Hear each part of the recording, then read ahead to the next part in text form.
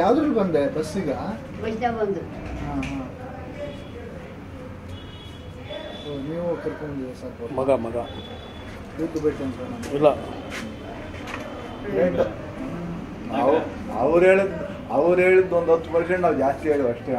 ಅದೇನು ಮಾತಾಡುತ್ತೆ ನಾವು ಅದೇ ಬೇರೆ ಮಾತಾಡೋದೇ ಅಲ್ಲ. ಎಲ್ಲ ಮಾತಾಡುತ್ತೆ ಎಲ್ಲ ತೋರಿಸಿದೀವಿ ನಾವು. ಬನ್ನಿ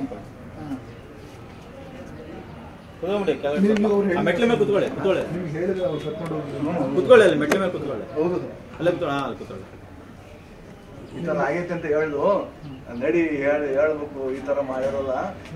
ನಾನು ಮೋದಿಗೆ ಪಾದಯಾತ್ರೆ ಮಾಡಿ ಪ್ರಧಾನಿ ಅಂತ ಹೇಳಿದ್ದೆ.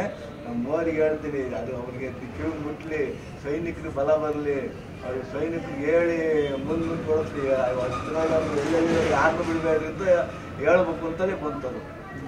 ಯಾಕೆಂದ್ರೆ ಯಾವಾಗ ಒಂದು ಸತಿ ನೆಲಕ್ಕೆ ಹೋಗ್ಬೋದು, 2 ಸತಿ ನೆಲಕ್ಕೆ ಹೋಗ್ಬೋದು, 3ನೇ ಸತಿ ನೆಲಕ್ಕೆ ಹೋಗ್ಬೋದು. ನೆಲ ಬಗ್ಗೆ ಎಲ್ಲಿ ನಮ್ಮ ದೇಶದವರು ನೆಲ ಬಗ್ತಾರೆ. ನಮ್ಮ ದೇಶ ನೆಲ ಬಗ್ಕೊಡ್ದು ಹೇಳಿ ನಡೆಸ್ಬೇಕು ಅಂತ ನಮ್ಮ ಹಿಂದೂಗಳ ಮೇಲೆ ಈ ತರ ಹಿಂಗೆ ಬಂದು ದೌರ್ಜನ್ಯ ಮಾಡೋದು, ನಮ್ಮ ಹೆಣ್ಣು ಮಕ್ಕಳ ಮೇಲೆ ದೌರ್ಜನ್ಯ ಮಾಡೋದು ಅಂತ ಹೆಂಗೆ ಈ ತರ ಮುಂದೆ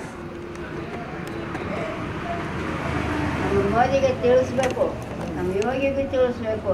ಏನಕ್ಕೆ ಅವರಿಗೆ ತಿಳಿಸ್ಬೇಕಮ್ಮ ಯೋಗಿಜಿ ಏನಕ್ಕೆ? ನಮ್ಮ ಸೈನಿಕರಿಗೆಲ್ಲ ತಿಳಿಸ್ಬೇಕು. ಪ್ರಧಾನಿ ಅವರೆಲ್ಲ ಅಂತ ಯೋಗಿಜಿ ಅಂದ್ರೆ ಏನಕ್ಕೆ ಇಷ್ಟ?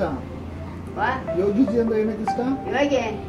ಇವಾಗ ನಮ್ಮ ಮೋದಿ ಭಾರತ ಆಗ್ಯವರಲ್ಲ ಅವ್ರು ಹೇಳ್ತಾರೆ ಯೋಗಿ ನಮ್ಮ ದೇಶಕ್ಕೆ ಪ್ರಧಾನಮಂತ್ರಿ ಆಗ್ಬೇಕು.